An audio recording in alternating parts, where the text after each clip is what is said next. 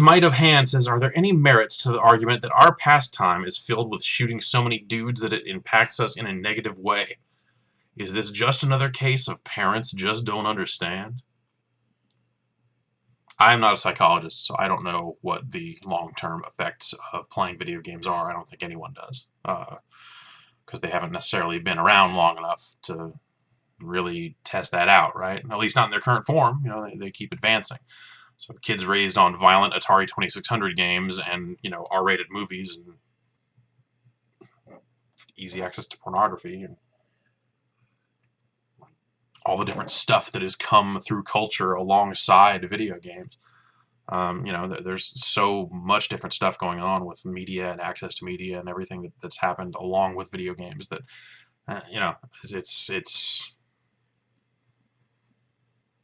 seems like it would be hard to tell, you know, what one thing causes in a vacuum, you know, or if it's exposure to all sorts of different stuff can cause negative things or whatever. But, you know, I don't know.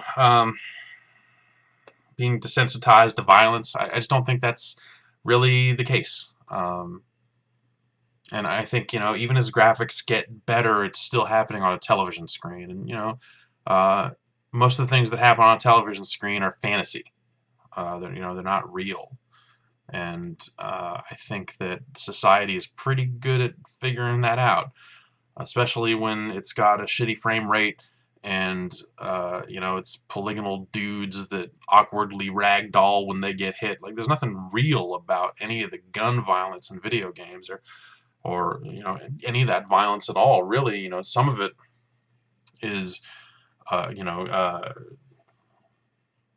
gorier than others, certainly, you know. In Soldier of Fortune 2, you're dismembering dudes and stuff, but like, that's comedy, really. It's like so unrealistic. It's not like it's a doctor's examination table. It's not like you're some serial killer realistically cutting apart polygonal models and finding them to be totally human and hearing their screams and their last breath. And, you know, it's not. It's so far removed from actual murder.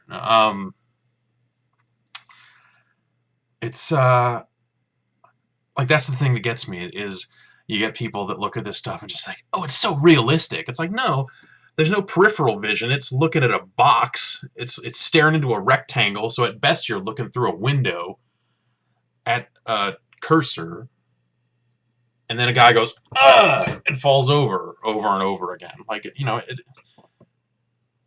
Call of Duty does not convey the horrors of war. They don't intend for it to.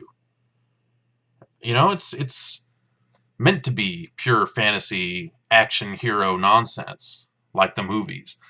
So, you know, I guess, like, that's the thing, is you know, I've fired a lot of guns. I have killed stuff with guns, animals, birds, mostly, squirrel here and there. Never a person that I know of.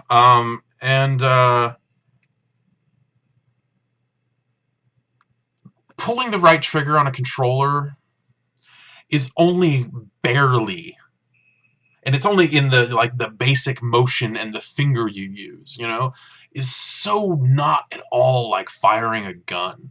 Like, that's the thing that gets me, is, you know, people are like, oh, these are training simulators for, and, you know, you think back to when Jack Thompson was saying stuff like this, and he was talking about fucking Doom, that's somehow a training simulator for firing a weapon, or, you know, shooting up that's insane.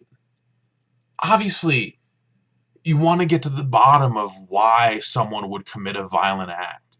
And when you have things in play that you just don't understand because they're things that are coming up, you know, that you're already too old to comprehend them, like video games and, like, you know, the older generation.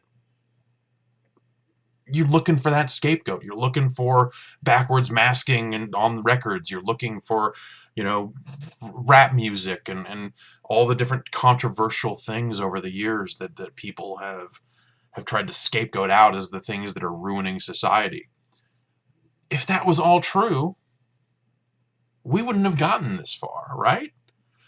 So, you know, I can't say for sure that playing video games has no negative impact on you. It could. Inspires you to sit around a lot more. That's probably not great. Get out. You're going to get outside and go for a walk or something. That'd probably be good for you. But, you know, build up your hand-eye coordination. That's important, too. And when people throw crap at you, you can, you know, move fast and catch it. It's kind of cool. You know, you drop something, you get it before it hits the ground. Those reflexes, that coordination, straight up, video games.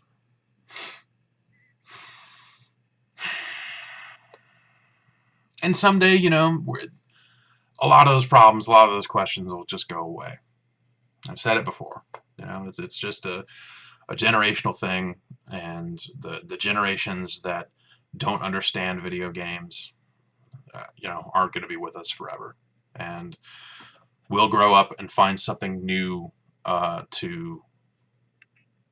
we think is destroying the fabric of our society. You know, dubstep or whatever you want to blame it on.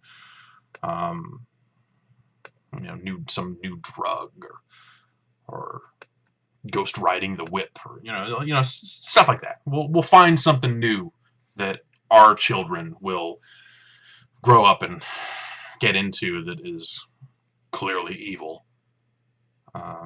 Body modification or something. That's you know, I guess like that's the thing is like what could possibly be shocking at this point? Like we've got the internet. It's all out there. Like whatever you want to see.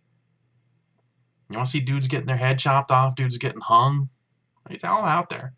You want to see people pooping on each other. It's totally there.